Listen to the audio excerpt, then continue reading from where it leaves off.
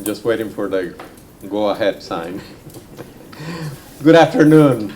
It's really wonderful to see everybody here. I'm Rafael Braz, the Provost and Executive Vice President of Academic Affairs here at Georgia Tech, and on behalf of President Peterson and all the rest of the leadership and colleagues of Georgia Tech, I want to welcome all of you. I want to thank you for joining us. It's been a full day of activities as we celebrate the official launch of the Georgia Tech's Global Change Program.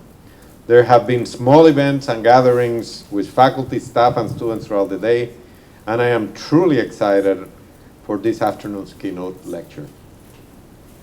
Please remember that after we enjoy the lecture, you are all invited to join us for a reception in the West Architecture first floor atrium, which is just right across. Let me take a moment also to give special welcome to the representatives of the Ray C. Anderson Foundation. With us today are John Lanier, Valerie Bennett, and Lori Blank. Thank you very much for being here. Also joining us from the Ray is Anna Cullen. We're incredibly grateful for our relationship with the Ray C. Anderson Foundation. By the way, Ray C. Anderson was a graduate of Georgia Tech and a recipient of an honorary degree from this institution. They have really helped us a lot. An initial pledge of $750,000 to develop the Center for Business Strategies for Sustainability, and a subsequent $5 million commitment that launched the Ray C. Anderson Center for Sustainable Business. If you don't know, and I urge you to go and learn a little bit about Ray C. Anderson, he made his name in carpet manufacturing of doing sustainable manufacturing, and really and truly is acknowledged as the leader in that field. The Ray C. Anderson Interface Chair in Natural Systems in the Industrial and System Engineering School, research support for the Brooke Byers Institute for Sustainable Systems, the Institute for Paper Science and Technology, and the Civil Engineering Department are also some of the recipients of their generosity. We're also honored to grow the relationship with the foundation today. They have committed $500,000 to support the Global Change Program. Thank you very much.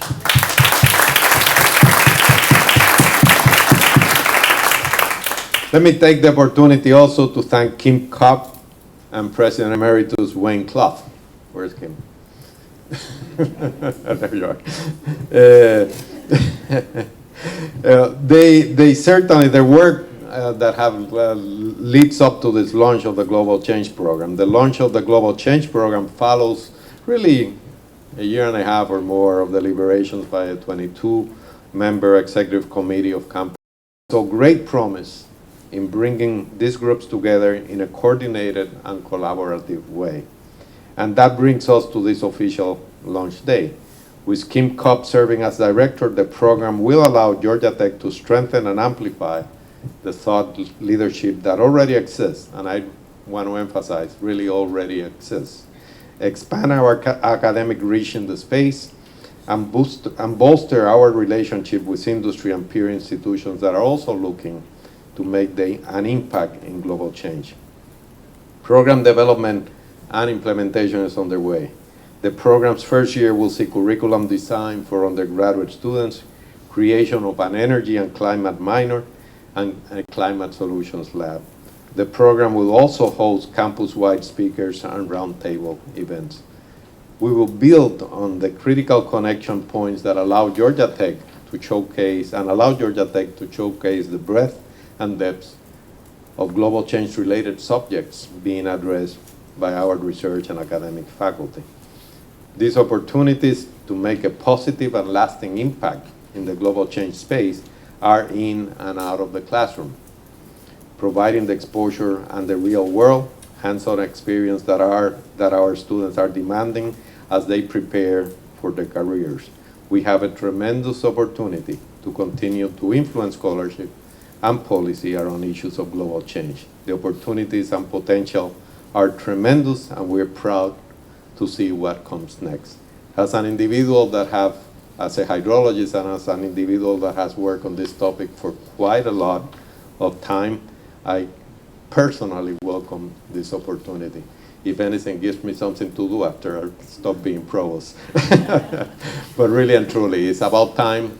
There's so much going on, and it's about time that we put it together and synergize our efforts to have a larger impact. I'm pleased now to introduce this afternoon's speaker. Andrew Revkin is our speaker. We're honored to have you here, Andrew.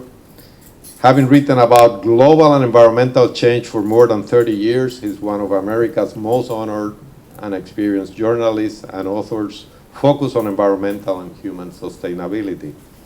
His pieces have taken him from the North Pole to the White House.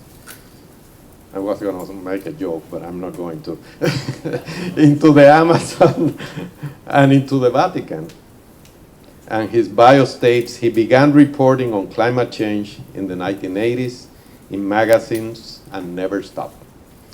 His acclaimed career has included investigative reporting in ProPublica, the New York Times, Science Digest, and Discover magazine, just to name a few. His career also includes scientific scholarship and graduate curriculum design. Just recently, he joins the staff of the National Geographic Society as strategic advisor for environmental and science journalism, where he will help expand the society's funding and support system for journalism and storytelling that can advance the human journey and conserve biological diversity in a century of momentous global change and challenges. I also understand that he's an avid songwriter and is the Hudson Valley Roots Band Breakneck Ridge Review. You can hear some of his original works tonight at the First Center at 7 p.m. as he will take part in a performance event and book signing titled Climate Change in Song Poetry, featuring faculty, staff, and students. Without further ado, please join me in welcoming Andrew Revkin. Thank you. Great. We'll go to the South Pole together. It's a pleasure to be here, especially on a day like today when you're starting such an ambitious and important initiative that's implicitly interdisciplinary and has relationships with other campuses, Emory and elsewhere, and is about taking a sustained look at this issue. You know, so we know the environment is under momentous change. We know that we are under an unparalleled high-speed change in how we communicate, which used to be around a campfire. And then I was just talking to communication students here earlier about social media in the mid-90s for the band, Dave Matthews Band, which I wrote about. I wrote about music a little bit. Was they would play a show at a university, and students there would record the show on a cassette tape and then put it in an envelope and send it to a friend at another campus. And that was social media, because what happened was, when they were still an amateur act, that social networking built an audience so big that Dave Matthews told me for a story I did for the Times that when they drove to Williams College one night in a blizzard, got there and did a show, and they realized everyone in the audience was singing their songs, even though they had not been on the radio, they did not have a record deal, and they had never been there before. And that was a social network before the days of social media. And so think about the amplification of that now with all the tools we have. And of course, they've largely been co-opted to a certain extent. But I think my implicit guarded optimism looks at the current moment and the noise and turbulence as being sort of growing pains. This is all brand new. Twitter didn't exist in 2000. It started in 2007. You know, that's a heartbeat in the way things evolve. So there's always going to be noise and experimentation and co-opting, in the early days of something. And then hopefully things settle out and those who are trying to pursue advances, progress using these same media and platforms can take the foreground. That's my hope. And at National Geographic Society, the reason I jumped to take this position that we've just created there is they got a huge increase in their endowment. It's a nonprofit part of the National Geographic universe, and that means there's this perpetual flow of money to go to communication innovation in service of sustainability.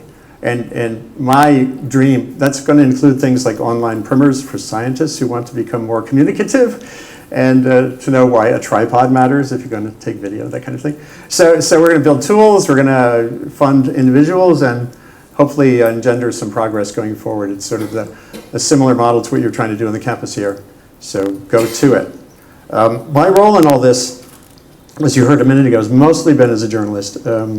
And it has been a long time. I didn't grow up wanting to be a journalist. I grew up wanting to be a marine biologist in Rhode Island, and Jacques Cousteau was my, the Pied Piper that I was following.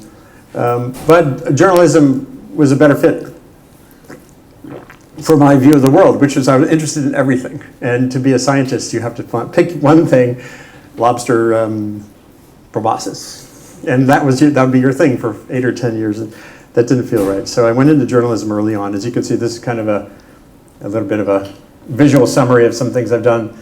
The Amazon rainforest, writing about a murder of Chico Mendes, who was a rubber tapper who had tried to organize resistance to deforestation as the ranchers were moving in.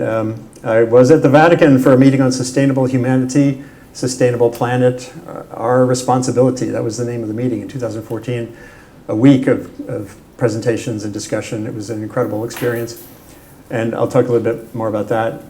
That's one of my many Arctic moments. I look like Hannibal Lecter there with this plastic face mask, and Atlantic sturgeon in the Hudson River in the upper right-hand corner.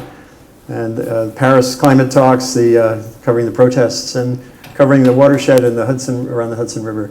And climate. As you heard, my fourth book is coming out. And in a way, what I'm going to describe today is a microcosm of what's in this book. The book is, it's a history of our understanding of and relationship with the climate system, told in 100 moments. So it's a book for the modern reader. You can pick your moment. And what it reveals is interesting. It's when you step back from all this news and endless discovery around global warming, you realize it's part of this very long discovery process we've had in building a sustainable relationship with climate. And the thing that's unique about our juncture, and as I was looking through these moments all the way back through time, is virtually all of our history as a species in terms of our relationship with the climate system was one way. Climate did stuff, weather happened, and you either died, put on clothes, lit a fire, moved into a cave, or moved. And that was it. You were reacting all the time. We were reacting to these changes and the variations. And now, so as climate was unidirectional, now it's two directions. And that's what's become evident through more than 100 years of cumulative science. And it doesn't surprise me anymore. It did surprise me how long it took for us to sort of settle in around this question. And as you know, it's still a divisive one. But the basics of this being a two-way relationship going forward are profoundly clear. The answers are not. How do we behave on this planet? How do we minimize our impact on the system and minimize its impacts on us, and at the same time maintain our energy abundance that's made us such a prosperous species? Remains an open question, which is a big one that you all will be working on. So the other thing that has changed, as I kind of alluded to, is the information environment.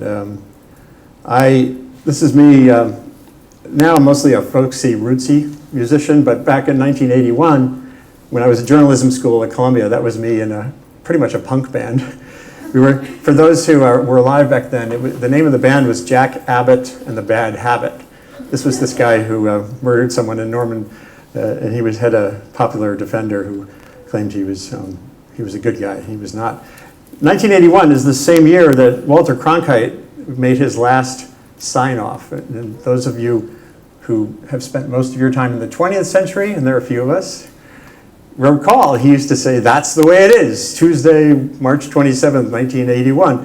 And that was such a comforting way for us to receive information, because we didn't actually have to do any work.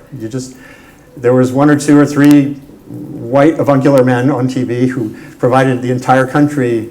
Every household was dining on the same information buffet every night, spaghetti or mac and cheese or whatever. And it was all comfort food, and you didn't have to think. the authority model of journalism was kind of like Moses coming down from the mountain, you know.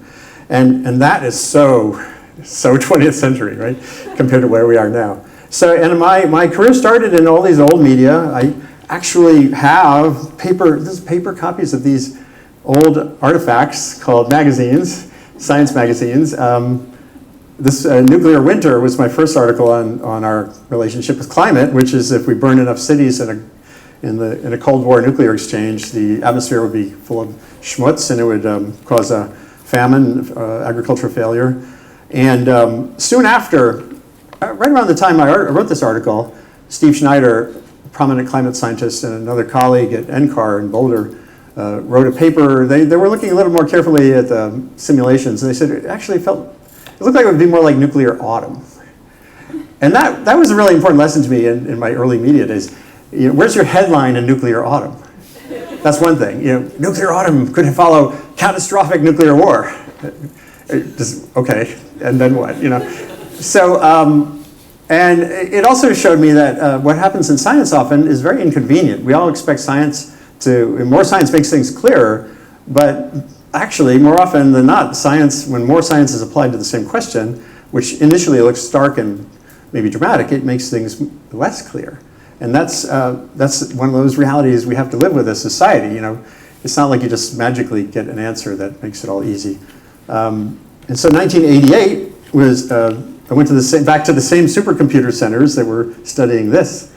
And they had already been studying the greenhouse effect much earlier, the effect of this heat-trapping gas on climate system. So I went back to Boulder and a couple other places and wrote my first cover story on global warming. And that's 1988, 30 years ago. So 30 years is interesting. It's a good span of time to weigh climate questions because actually most meteorology defines climate as a period of roughly 30 years. The average weather conditions through that period is the climate. So then when climate change is judged as you look at staggered periods of time and see whether things are changing with precipitation or temperature and all that stuff.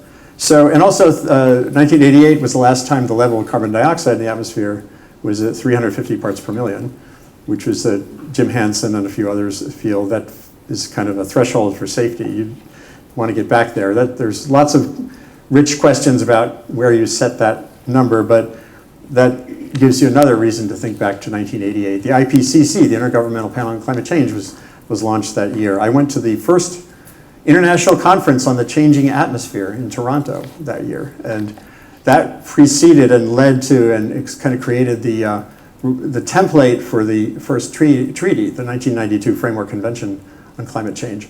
The meeting in Toronto was the first one where scientists and policymakers settled on some proposed cuts in emissions that you need to slow global warming. And then what's happened since then? Well, it hasn't really worked out that way. You know, everything's been up, up, up. My first book on global warming came out in 1992. And here's where I kind of,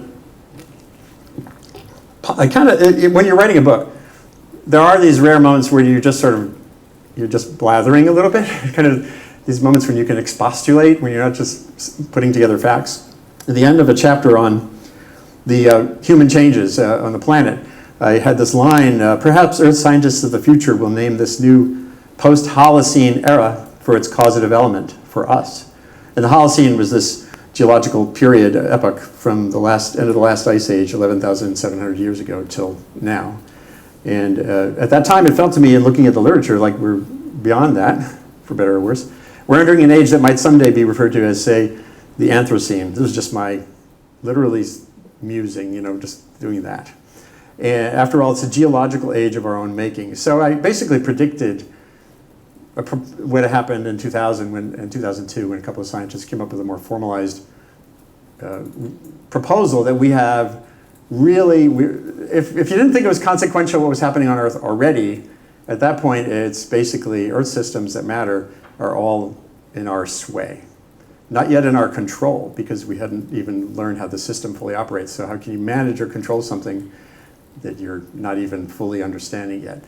And this Anthropocene concept has become more enshrined. It's still not a formal thing, but it's kind of moving in that direction. And I had this sort of moralizing line. This is one of my I don't say it's a mistake, but it was let's say, an over enthusiastic presumption that people like me or scientists can tell the world what to do. The challenge now is to find a way to act that will make geologists of the future look upon this age as a remarkable time, a time in which species began to take into account the long-term impact of its actions. So I had this real hopeful sense and this kind of moral, ethical sense that we were going to get in the driver's seat, and more of what I do, more of what scientists do, will be the thing that will make us all kind of get on board and change. And then I moved into this medium, which I hadn't had one brief moment in the mid-'80s at the LA Times. But when I started at the New York Times in 1995, then I learned the real issues related to the news process. So magazines, you have a fact checker, you can sort of sit and suck your thumb and talk to colleagues and do another interview. But when you're in a newspaper, it is what it is. And I learned those lessons. I learned about the weaknesses of how journalism is formed and the strengths, the great strengths. It's ultimately self-correcting most of the time, but that authority, that Walter Cronkite notion, presumption of authority, has weak spots. And I started to list them. I've done a couple of book chapters on coverage of the environment and related things, and I call them tyrannies, overwhelming obligations. The tyranny of the front page thought is this process where the NSF funds a scientist to study sea ice, and he or she finds a result, writes a paper, the abstract of the paper crystallizes that result, and the caveats are mostly sprinkled through the paper, and then the press officer for the university of that person looks for the front page thought. What's going to catch the attention of a reporter? And the NSF puts out a press release if it's a big enough news thing, and it also does the same thing. And then the reporter is eager for the front page thought. And so what happens on an issue like climate change quite often is you would end up with this sort of over-distilled sense of what's new or real. And that can kick back or lead to a false sense of certainty on some things. It could be problematic. And I ended up often feeling like the complexities of what's happening with the Greenland ice sheet or get left on the cutting room floor. And TV was even worse, and radio. So that was frustrating. The need for the new. Think about this. I've probably written, well, at least dozens of stories about aspects of the Greenland ice sheet and sea level rise. But when you're in the newsroom competing with the reporter writing about the latest stock market correction and something about the president, whoever it is, and something about some looming conflict overseas, and you have what seems to be a really important paper on the change in the rate of some important glaciers in Greenland, and the editor basically says, well, didn't we write about Greenland? So that's a process that definitely impedes understanding. And then this shock to trance mode where some big event would happen and then everyone goes to sleep, and that's for everything. President Obama, I think, coined, I'd never heard that phrase before, but it was his first year in office when gas prices spiked. And he gave a really great speech on the importance of avoiding a shock to trance energy policy. And think about that in the context of California's water supply, or Houston's flood, or so many other issues where a risk is rare and real, and we're building vulnerability, and then it goes away and we forget. And how can we do that? What's the role of academia? And, this again is where you get integrated approaches to knowledge building. Having policy people, sociologists involved in how do you convey risk is really important. A conflict, for every PhD there is an equal and opposite PhD. Anyone here who has a PhD knows that's true. And journalism loves conflict. It's just the way it is. That's why CNN and even worse, Fox and other networks have the capacity. When science gets into a courtroom, it's the same way. This is just happening out on the West Coast at this lawsuit against oil companies. And then you're the jury or the judge, and you're not an expert on how to judge climate liability, and it gets really tough. And on and on. So journalism is, as it was done in those days, is really tough. And all through this time, as I said, I had this expectation that, well, better science, more IPCC reports, more prize-winning articles by me and others could stem the tide and get us all kind of focused on things. And the Keeling curve here, which is measuring the concentration, this is the level of water in the bathtub, not the flow of emissions into the system, up, up, up, up, up, up, up. And it's This is 1750 till now. The instrumental record is there. And then you start to think, well, what is this that's going on? And I found myself increasingly having to remind myself that not being too climate-centric. If you're just climate-centric and you're thinking there's some grand, unique aspect to that, and you're not thinking about all the other curves, the curves of us, our impacts on water, nitrogen, phosphorus, land use, and not all of them have an absolutely Zoom quality, but taken together you get the sense of a profound change in the system. Then if you're thinking it's just a climate problem or a CO2 problem, you're missing that there's something bigger going on. And that became something that really captured me at a certain point. And I realized I had mistaken the climate problem for a pollution problem.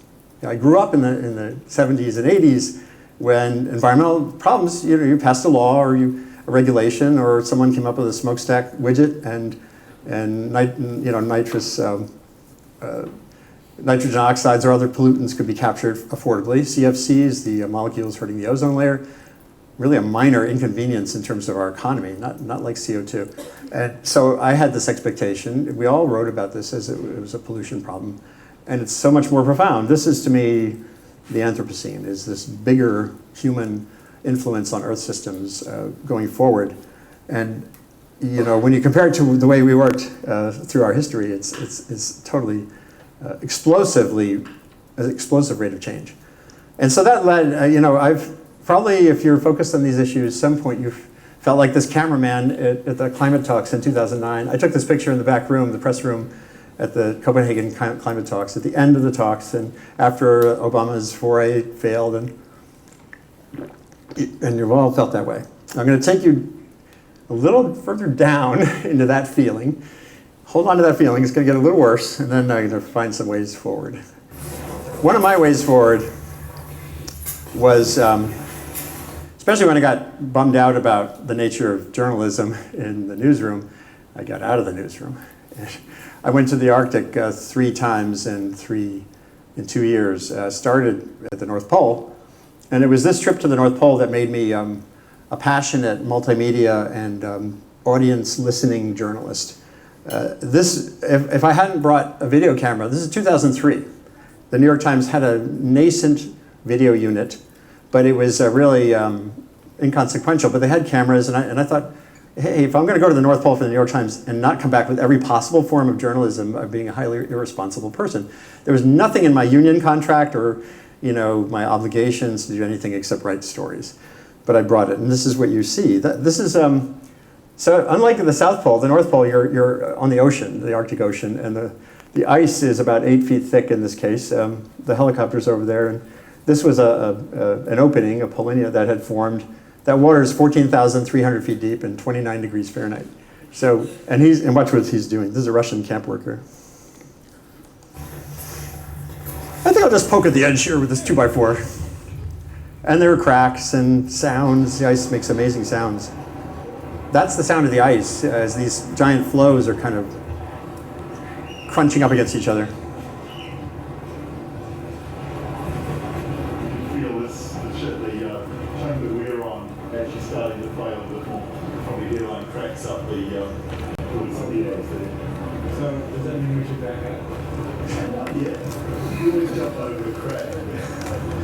I wasn't satisfied with that answer.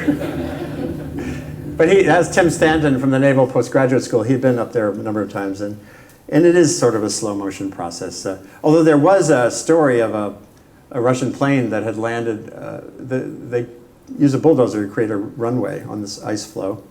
And the planes come in and land with stuff and then take off again. And supposedly there was a day, not when I was there, when a plane took off and like an hour later, a crack like that formed and what had been the runway became an open water thing. And if that plane had still been there, it would still be there on the floor of the Arctic Ocean. So it was an amazing experience. And part of what I was trying to do when I went there was to write about the process of science. Many aspects of it were fantastically interesting. I did a book in 2006 about that, mostly for younger readers. And to me, the more the average person can grasp the way science works, the better off we'll be. It's way more important to me that people appreciate that process than to appreciate the structure of DNA. I mean, that matters too, but as long as we're locked into thinking that when a scientist is arguing with another scientist, that means they don't know anything, that's a problem. And there are many other aspects of that lack of understanding that are a problem. So I created .earth in 2007 at the Times. Same deal. No one was saying, hey, Andy, we really need a sustainability blog. I was still a full-time reporter, and I created it because as those dimensions of this human age became clearer to me as a journalist, it became clear to me also that they really don't fit very well in a conventional news article, which is so distilled and kind of artificially authoritative. And so I created the blog, and as you can see here, this is not, many of my headlines had a question mark. Can we move from a sprint to a marathon? Can we grow up as a species, or are we going to be locked in this sort of adolescent spree, driven not by testosterone so much as fossil fuels? It's a really open question still. And it became an interactive way to reach out to readers, a lot of questions and a lot of interactivity. When I was on the sea ice at the North Pole, the other thing I did was we did that was the first time I ever tried doing a reader forum. A very savvy editor on the webpage in 2003 said, let's post a note on the Times website saying Andy Revkin's at the North Pole, you want to ask him some questions. So it was like an AMA on Reddit, way before anything like that existed. And that was really, that captured my interest. But then here's the downside of this kind of reporting and writing. It's noisy. And if your thing is climate, you think back to the Walter Cronkite image when we all had comfort food. We all had the same meal each night. One night it was spaghetti and one night it was pizza. Here, you still get comfort food, but it's whatever your comfort food is. So we have the world's biggest information buffet. And whatever your issue is, gun rights or abortion or education policy or whatever, this is what's out there. And this is what has, I think it initially took a lot of us by surprise. Those of us who were early adopters of web communication were so excited by the connectivity and the possibility of having someone here in Georgia appreciate risk to a family in the Amazon rainforest from whatever, intrusions of ranching or that kind of thing.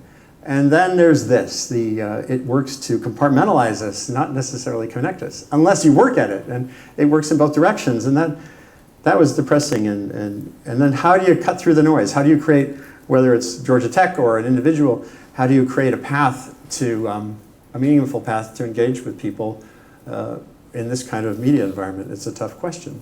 And the distillation and the attempts to get attention all around questions like global warming became tough. I remember when I wrote about this picture of this polar bear. This was some environmental groups had sent this far and wide.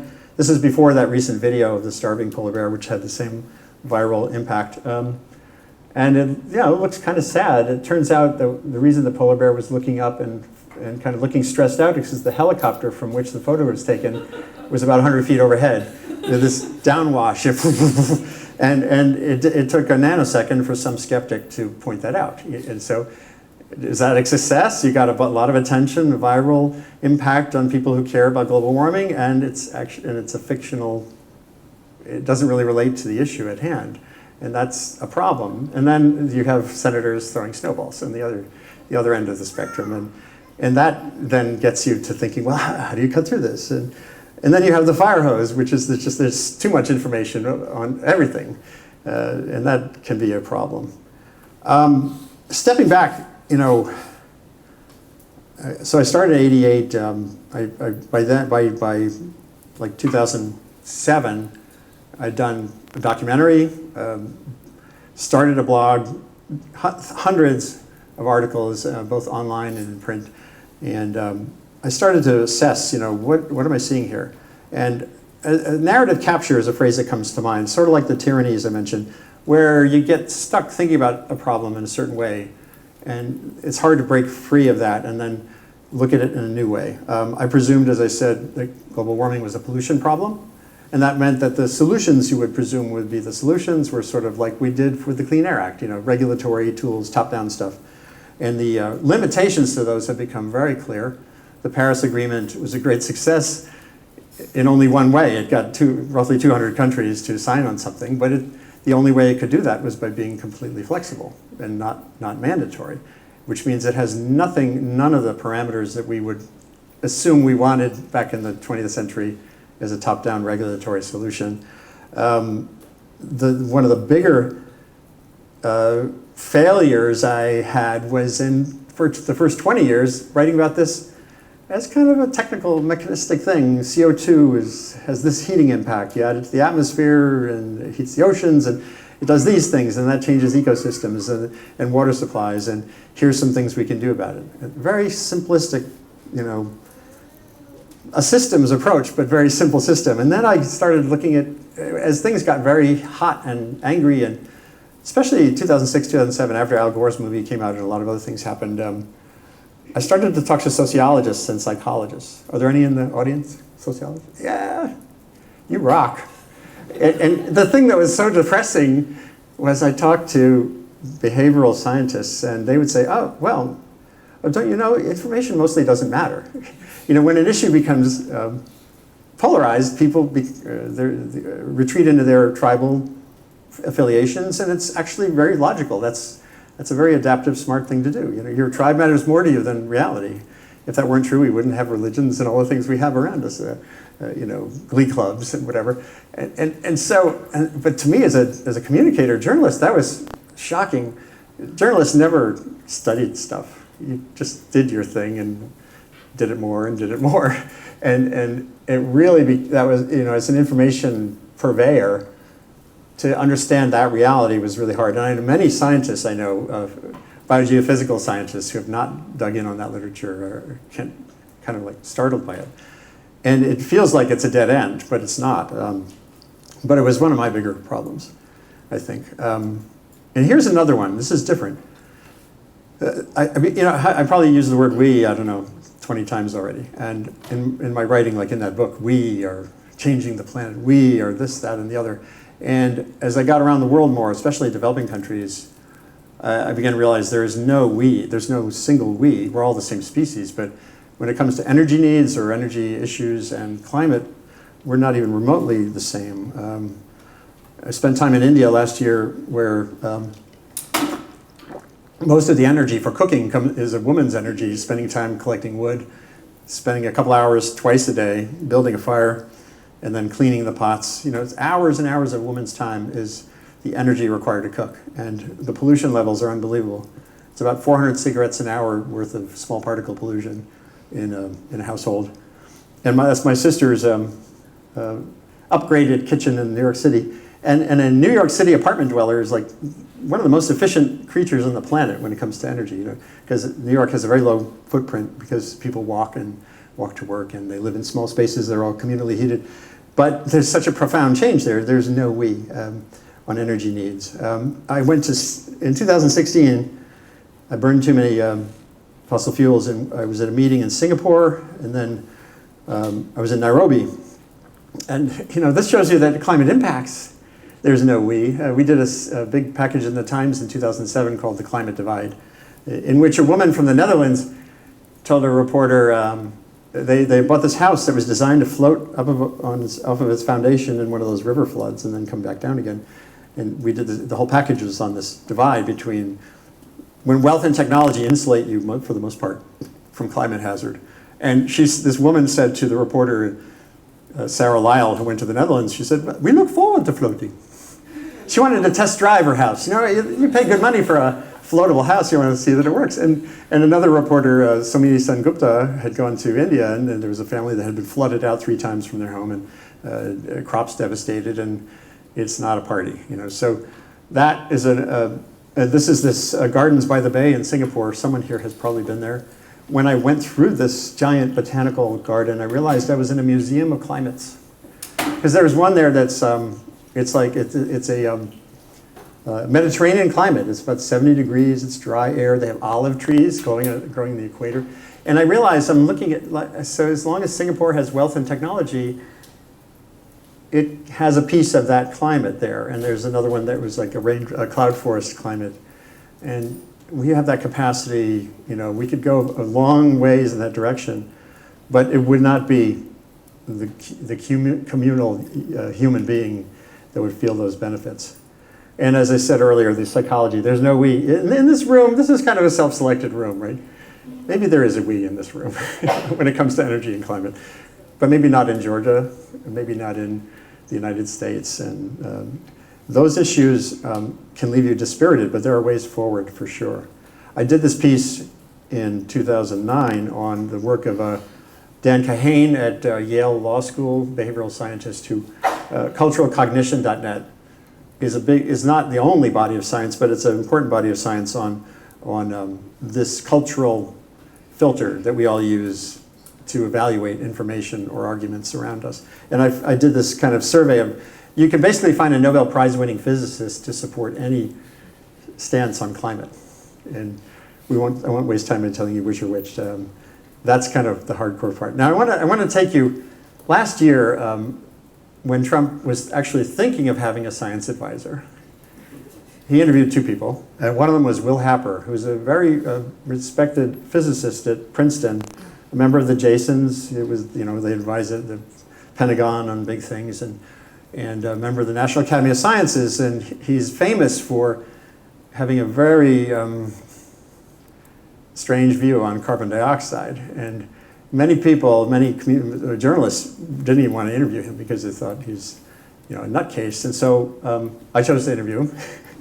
It was a snowstorm. I would have gone to visit him. I did it on Skype. So just listen to this. This is like 2 minutes. It's fun, sort of.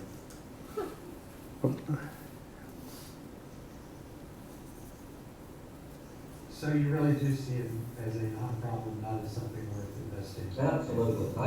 Not only a non-problem, I think the CO2 is good. Let me be clear. I don't think it's a problem at all. I think it's a good thing. Now listen to this. Yeah, I'm all for climate science. Robert King, I would maintain and improve if I could, any measurement systems we have, satellites, ocean buoys. I think those are wonderful things. One of our problems, say, in climate is that,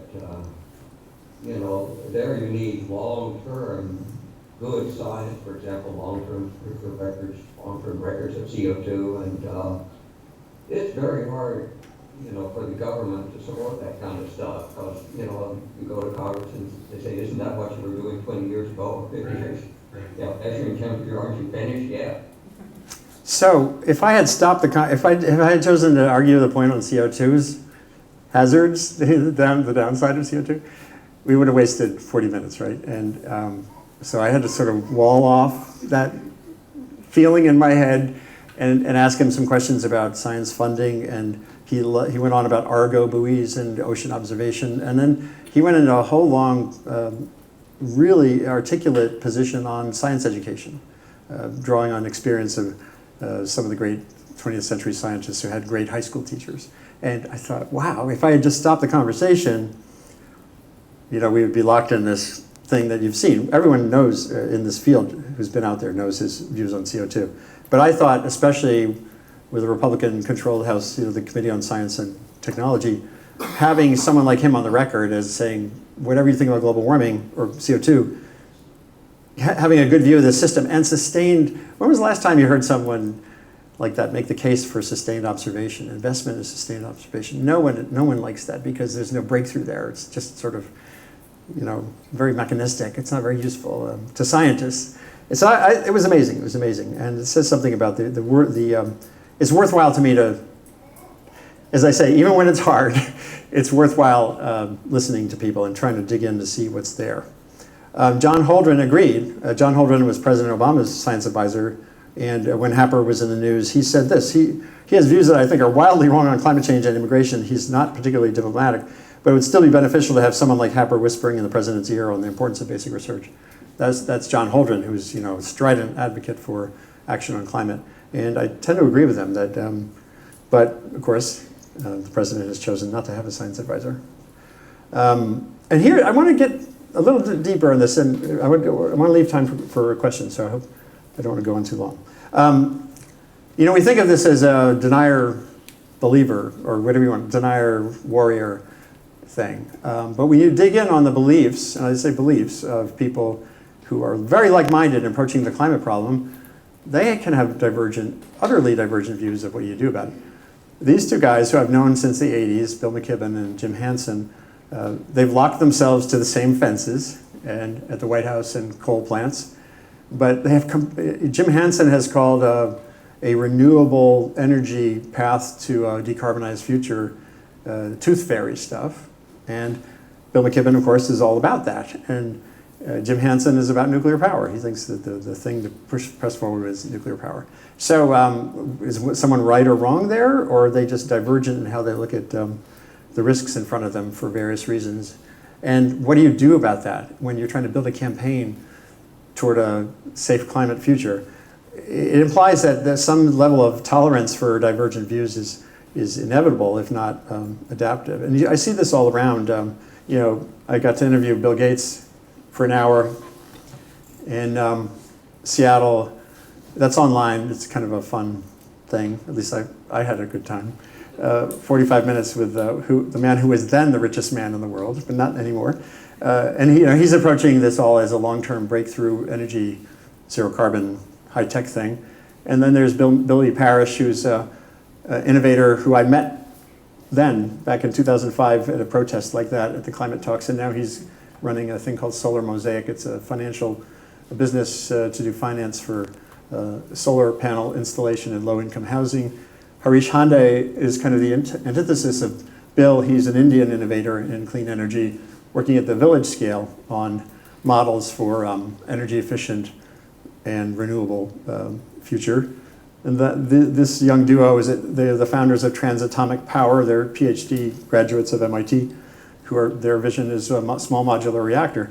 And I'm not going to say that anyone in this picture is right or wrong. They're all part of a journey that will implicitly be variegated toward some kind of approach to this climate issue that will be sustainable.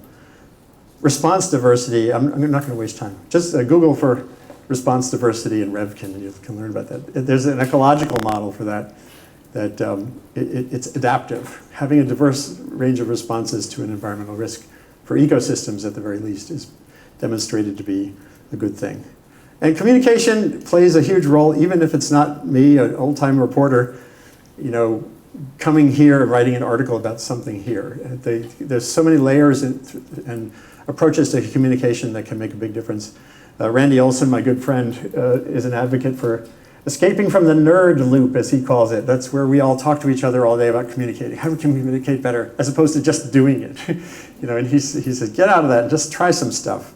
As Richard Alley has been a very gutsy guy. Of course, he has tenure and a Tyler Prize and stuff, so it's easier for him to be an adventurous communicator of science. And this was a post I did on .earth when Andy Bunn at Western Washington University was going to Siberia with a bunch of students. And initially, he got in touch with me to go with him. And I thought, no, it's really expensive, really buggy. You're going anyway, so why don't you send me a bunch of stuff and I'll put it on .earth. It wasn't a news article. It wasn't a press release by any means. It was a curated body of information that he and his students sent me, including audio clips and stuff. And so that kind of experimentation is really vital going forward. I'm a fan of Twitter, not everybody is. Hashtags are great. It was invented, it's hard to believe. Chris Messina in 2007, working at Mozilla, invented the hashtag in this tweet. August 2007, he said, hey, let's just organize conversation around the thing that we are talking about on Twitter this way. And of course, it's exploded since then. It's a way to cut through the noise. The noise is everything. Bieber, Kardashian, Trump, capitals, all caps. And with a hashtag, you can have a cogent conversation or have people communicate about certain themes. One of my favorites is Farm Hack, which I met some young farmers at a meeting in the Hudson Valley on the future of agriculture. And there are small farmers who are trying to innovate, use technology to make sort of small-scale farming profitable. And that's fantastic. The Manthropocene was this great construct by Katie Roth, an economist in England who was tired of men getting in the way of progress. And she tweeted that she's not so afraid of the Anthropocene as the Manthropocene, I love that one. I wrote about it on .earth. And so it's just, and the most important one here, I think, for scientists for sure, is this one. And I've used this in workshops where, you know, if you want to start thinking about communicating your work to the public, start by filling in the blank at the end of that sentence. I'm a scientist because, or I'm a journalist because. And that's the way you engage with people. Don't talk about mass spectrometers or cores or isotopes, even though that's what you do to answer your question. But what drew you to your question? Why are you who you are? And then you can get going on the other stuff. And there's some great innovators out there. Be the signal. You know, here are some people, including right here. Bravo. It's not always easy. You can get, you know, there are trolls and all kinds of weird creatures under the bridges. But get out there. You can also listen. You don't have to be a public person on these media to get the feel for how they work. And then a lot of universities are rendering journalists increasingly obsolete by having their own output. There's a way to have a conversation in a divided world on things that make sense. Cutting vulnerability to climatic and coastal hazards can be implicitly nonpartisan. This is Louisiana. That's a house that's almost 200 years old. Look at that, it's built off the ground, imagine that. This is a house built in the 1970s around Baton Rouge. And I can tell you, I can talk to a libertarian, a conservative, or liberal about, and they'll say, there's something wrong with this picture. So there's ways forward that matter. And we'll have the rest of this online somewhere, but I do want to, and don't forget the camera. If you're going in the field and doing something interesting, Greg Astner, he added the GoPros to his plane as an afterthought. And he was studying the impact of Peruvian gold miners in the rainforest, doing technical work, but then it was the video that he shot that became a very big deal in Peru. So, and I'm just going to scroll to the end. There's much more to say, but as I tend to do, I went on. I will end at the Vatican, where this meeting was a really valuable meeting. Walter Monk, who just turned 100 last year, I haven't been in touch with him lately. He basically helped to win World War II by developing a wave forecast model for beach landings. Very quantitative oceanographer. And we were at this meeting for a week, and at the end of this meeting, I said to him, we were sitting at a dinner, and I said, Walter, so what do you think is going to get us through this century, this millennium? And he paused for a second, and he said, I thought he'd say like geoengineering or, I don't know, whatever you might think he might say. He said, it'll take a miracle of love and unselfishness. And I thought, that captures the reality. These issues are going to be resolved. We think, you know, science will be the thing, but science is shaped by our values and what we direct it toward, how we approach it, how wide a lens you use is a values thing. So he's right about that as far as I can tell. And that means that the more crosstalk, the better. The wider the circle, the better. Finding ways to bridge gaps is a better solution than anything I can think of. And onward into the future you go. So we are here. Cassini rocks. And here's my new digs. Thank you very much.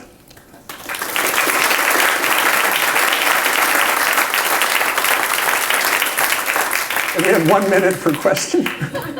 We have time for a couple questions. We'll have them.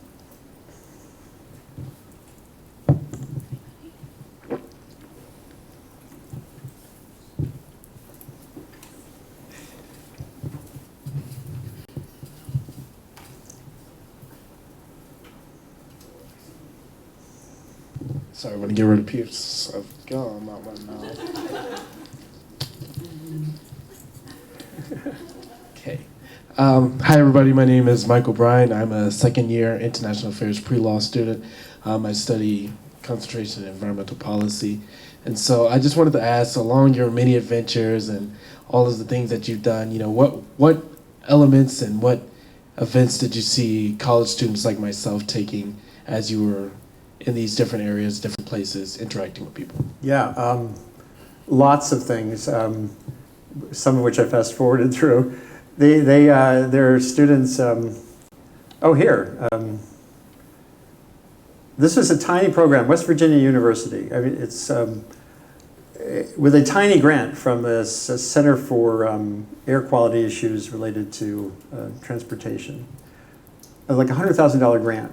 They began testing VWs and looking at, they weren't looking for the problem they found, but the problem they found was that this huge cheating thing that was going on, the software in these VWs. So it wasn't some government program or regulatory police that unveiled the biggest pollution scandal of recent time, and it resulting in a multi-billion-dollar thing. It was students and faculty testing stuff on a very small budget.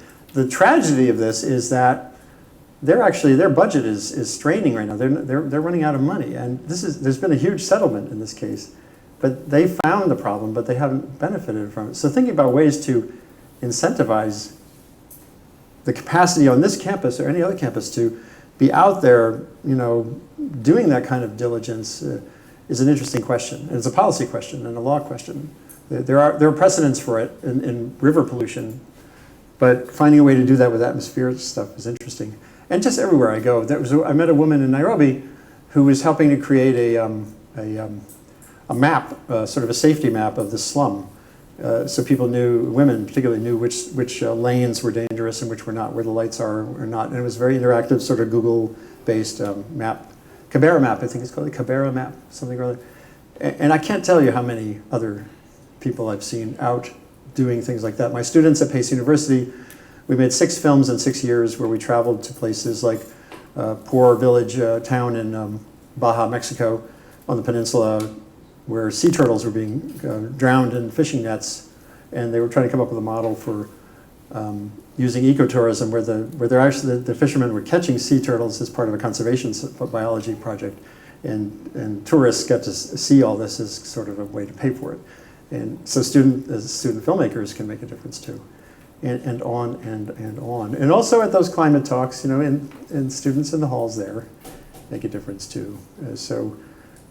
Getting in the face of the man, is still a part of what can happen as well. Many, many more. Revkin at Gmail if you want to. I'll give some more examples. Last question.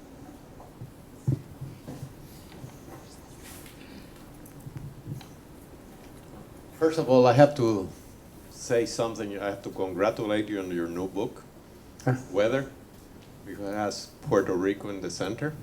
Yeah, that was... It's too bad a hurricane was hitting it. well, exactly. No, it's a terrible... you don't want to be in the center. But you got the important geography correct. Yeah. Question I have, you made a comment that it sort of worried me a little bit. You said the Paris Accords, for example, in a way, putting words in your mouth, have no bite. Nothing is mandated. It's all voluntary, and hence you almost dismiss it. That's the way I interpret it. Can you expand on that? I agree. I think that. Oh no! In fact, I have slides. This is just like an addendum to my talk. No, it's the only approach, and it was a mistake that we all made for 20 years to think that there could be a top-down targets and timetables treaty with 196 participants. In fact, when I wrote a big piece for the Times about this, where you could perceive it either way. I mean, it's an utter failure if your hope is this is the device that would save us from, big climate changes. But it created an architecture. The whole process for 20 years, from 1992, when I was writing about this, through Copenhagen, 2009. The architecture is a journey to a destination, and the destination was a contract. Something that people would sign and it would be enforced in some way. And from 2009 through Lima to Paris emerged something that was actually the framework for the original 1992 convention, which was sadly aspirational, voluntary, but it's the only way to get 200 countries to the table. And it created an architecture, as I wrote. Paris was the destination was a journey. It's a 100-year journey. It lays out an architecture meeting every 5 years, learn and review, share information on what you can do domestically. It is the path forward. And it was the first time this was acknowledged as a long-term process, not a magical kind of intervention from on high that will create a mechanism that would force us all to decarbonize. So I actually in a deeper sense, I see it as a success. It's ultimately a failure at the same time if you're judging success by something being the thing that will be determinative. And what I learned through all this, a lot of, I've always been learning, and I think what I learned in that process is the treaties tend to delineate what's already doable. They don't determine what happens. They frame what's possible. And there's sort of a common framing of what countries determined to be possible. Do I have time to follow? Yeah. Going back all the way to the Rio Accord, there was a book written was edited by Stefan Schmidheiny, and it was on the response. I'm sorry, there was a book on the Rio Accord that was written largely by a chairman of an industry group, and it was the 50th largest industries in the world, and it was by a guy named Stefan Schmidheiny. And his argument was that this will change when private sector, and particularly the finance sector, controls the flow of money. And given the Ray Anderson and Ray Anderson's activities, when I saw that and when I actually met Schmidheiny, I said, this is the solution. This is what's going to make a change. Because if these people get their act together, the rest will follow. But it never happened. Yeah. Any ideas why? Well, because energy, it's the old reality. Energy access trumps climate concerns. And I don't mean to allude to President Trump there. Energy needs completely dominate climate concerns. It has been the case all the way through. It still is, in the sense that when you look at developing countries, India, again, where I spent time last year, even when you add up rich India and desperately poor India, it's got the average per person carbon footprint is 2 tons per person per year. And here it's 17. And 17 is great. We were at 22 just like 5 years ago in the United States. So we're doing a nice job of lowering our carbon input. But this is when I wrote a piece criticizing John Kerry in the run-up to Paris when he went to Indonesia and gave this kind of finger-wagging, you need to get off of coal faster kind of speech. And India, in Al Gore's new movie, if anyone has seen his recent film, there's this really interesting scene where India's Minister of Power, young guy, maybe 40, he's talking to Al Gore and sitting at the table, and he says, basically he says, you can get us to start thinking about getting off coal in about 100 years, when we're up to your level of prosperity. And that's this issue that, and commerce, I'm not saying that the commercial sector doesn't have a role. They did have a role in the CFC ozone issue, solution.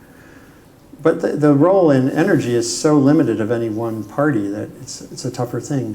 When I wrote that I think it's in my, I can't remember, the 1992 book quotes Peter Winsemius, who was some functionary involved in the 1992 treaty. He said, with CFCs, you could get the heads of all the companies that made them into a room, like one of these classrooms, 30 people. And CO2 is a fundamental emission from everything we do in modern life. So it's not even in the same game. That was one of my learning moments, was that it's just not like what I thought it was. It's different. But the beauty of what Schmidheiny was saying is that I can get the people that hold the financing arm inside this room. Yeah, I know. Well, I'd love to talk more about how I'm interested in figuring out how to get them to meet and then to get something to happen. Someone said that Soros was trying to create some kind of little tiny micro tax off of every international transaction. If like 1,000th of a 1,000th of a penny, if you did that, that would be enough money to transform the energy system. There are things to be done there, so I'm happy to work with you on how to do that. But just so you know, Paris, this slide sobers me. It's like cold shower. Sometimes you need a cold shower, to just kind of remind yourself of the scale of things. This was the whole Paris thing. Paris was this debate like this. Between 2020 and 2030, this is safe-ish. That's business as usual for emissions. And Paris was about these little differences between trajectories for emissions. And so, and you know, lots of page one headlines and stuff. But I always have to, the issue is not a 10-year or 20-year issue. This is, Paris is there, and here's 100 years. So this is from now through 2090. And this is safe, and that is business as usual. And this was Paris. So tell me how much this feels relevant to this. And that's why I've written a lot for more than 10 years about basic science, basic research and development on energy frontiers. And the ways that people are filling this gap involve capturing massive amounts of carbon.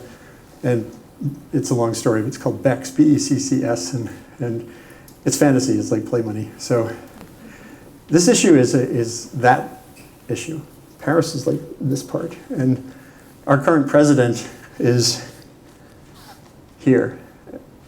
And I did a piece on ProPublica reminding people that if you look at trajectories for what he was talking about doing compared to Hillary Clinton, it's like this tiny little delineation there.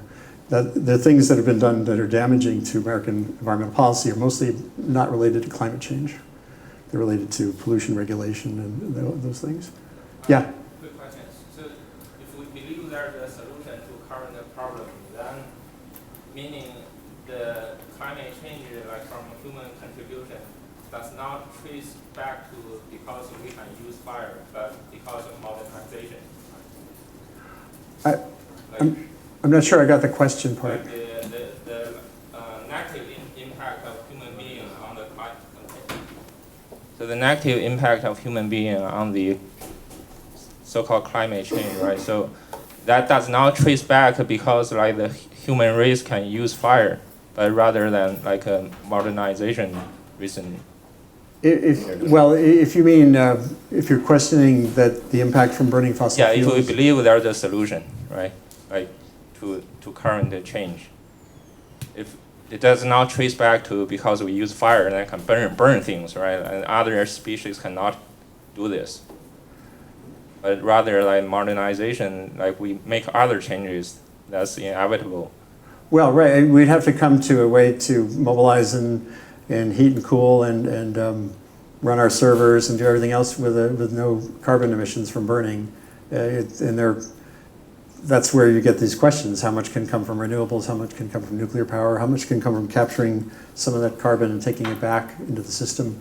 And unless I can show curves, I've shown for years and years about how underinvested we are in basic science on those frontiers compared to things that we care about. We're not going to have a good answer to that question anytime soon. Okay, more like common. Yeah. Okay, we're going to have to We could stop. they could ask more, like in the hallway. We're going to walk right across the courtyard here to the reception where Andy, I'm sure, will continue these discussions. So thank you I got to show very you much. one more thing. So science magazines, I forgot, here's a sign of incremental progress, right? 1988, 1985. Science magazines, back then, science magazines made money this way. These are science magazines, so they don't do that anymore. So that's a sign that things can change. It can take time, but they can change. Thank you.